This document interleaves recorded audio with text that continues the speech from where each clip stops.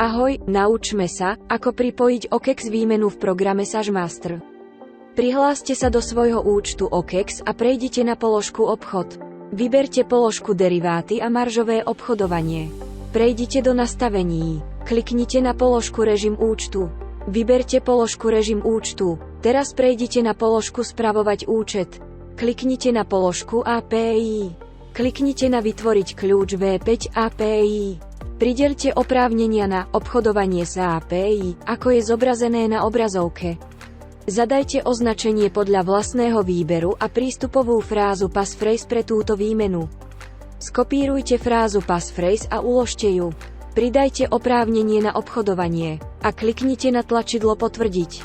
Potvrďte dvojfaktorové overenie. Kľúč API bol vytvorený, teraz skopírujte kľúč API a vložte ho do aplikácie SageMaster.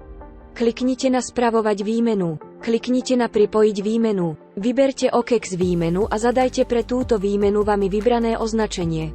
Vložte kľúč API a tajný kľúč API. Kliknite na tlačidlo Pripojiť výmenu.